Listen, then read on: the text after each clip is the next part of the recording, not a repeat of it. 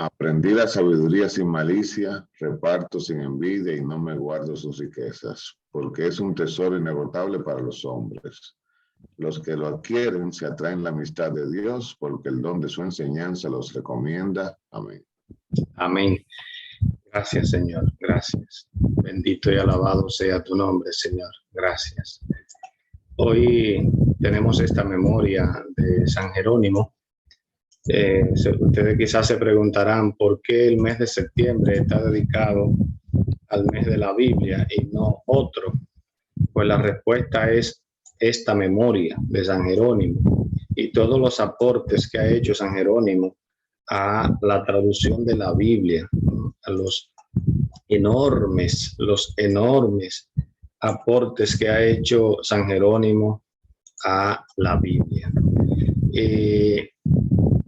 Vamos a ver un poquito su biografía. Sin antes, sería sumamente oportuno explicar lo siguiente. Ustedes saben que la Sagrada Escritura, en ella, pues hay la Biblia, lo que nosotros conocemos como la Biblia, es una pequeña biblioteca, ¿no? Nunca se nos puede olvidar eso. Hay en la Biblia por lo menos 3 idiomas importantes, ¿no? El primero es el hebreo, ¿ok? Es un idioma más antiguo. Uno de los 3 idiomas que estoy mencionando es el más antiguo, ¿no?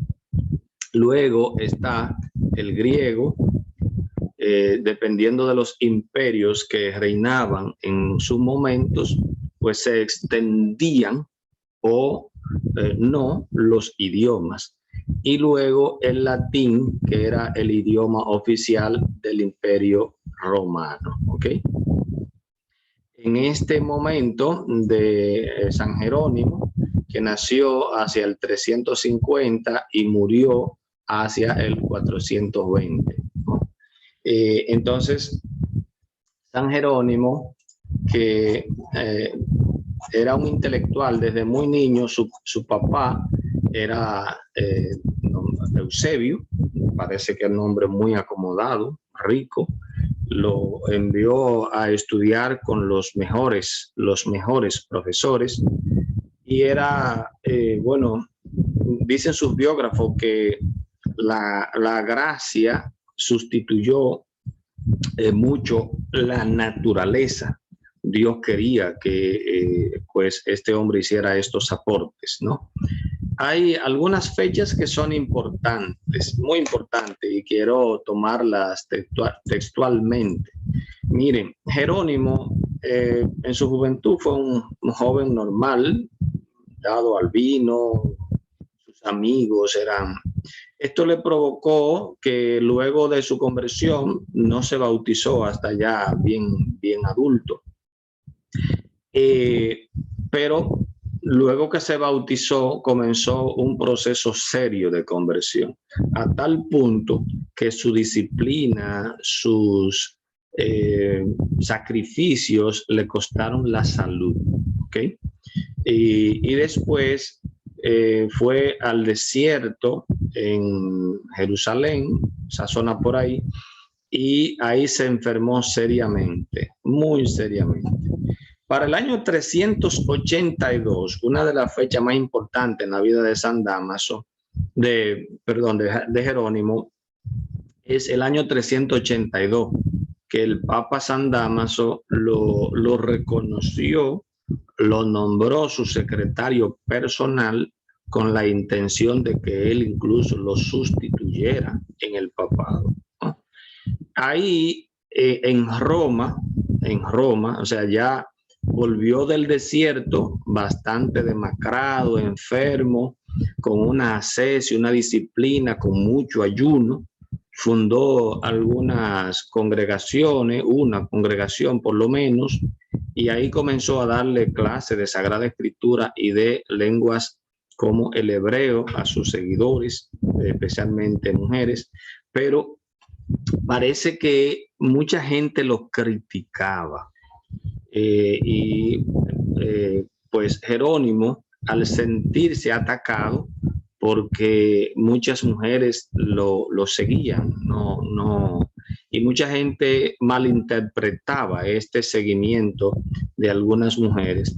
Decidió entonces en el año 386, luego de un incidente que tuvo con una viuda que murió por la disciplina que le exigía, entonces en ese año 386 se estableció en Belén, la ciudad donde había nacido Jesús, y ahí es donde llega a hacer la famosa traducción que hoy nosotros conocemos como la Vulgata. O sea, ¿qué es la Vulgata? La Vulgata es la traducción de la Sagrada Escritura que estaba suelta hasta ese momento. Habían libros en griego, habían libros en hebreo, por ejemplo, comenzando con San Mateo, que estaba en griego. Entonces, el latín como lengua oficial del Imperio Romano, había un latín culto que hablaban algunos grupos de intelectuales, y había un latín vulgar que hablaba el vulgo. El vulgo es el pueblo, la gente llana, la gente que no había estudiado, hablaba ese latín. En ese idioma sencillo, vulgar, en un lenguaje llano, escribió Jerónimo esta traducción de las lenguas hebreo y griego. El hebreo lo había aprendido en el desierto. Fíjense si en el desierto, haciendo muchísimos sacrificios, encontró un maestro judío o un hombre de la lengua hebrea, y ahí le enseñaron el hebreo. El aporte a esta traducción es un aporte enorme. ¿Por qué? Porque San Jerónimo fue el que decidió fundamentalmente hacia el año 386, fue el que definió el canon, ¿ok? El canon bíblico, o sea, cuáles libros eran inspirados y cuáles no. O sea, San Jerónimo tradujo muchos libros y otros no. Entonces, esa lista de libros que tradujo y puso Jerónimo en la Vulgata es la lista de libros que va a usar la iglesia de forma permanente. En el Concilio de Trento, entonces la iglesia hace oficial esta lista de la Vulgata. Dice, ese es el canon, ya nadie puede inventar con eso. ¿Ok? 1638, el Concilio de Trento, que llegó hasta el Concilio Vaticano II con vigencia. ¿Ok? Son los dos concilios más importantes. Este Concilio de Trento para dar respuesta al nacimiento del protestantismo, y el Concilio Vaticano II, que se terminó en el 1965, es el concilio actual, ¿ok? El último de los grandes concilios. Entonces, San Jerónimo, el aporte grande que hace es que esta traducción de la Vulgata es la que se traduce, ojo, hasta que hay que poner atención a este elemento. Toda esa escritura en latín hasta que se tradujo al alemán por todo este lío del protestantismo. Cuando nace la imprenta, esa imprenta que inventó Gutenberg, el primer libro que se imprime es la Biblia. Esta traducción es la Biblia que se traduce al alemán y la primera que se imprime con el invento de Gutenberg.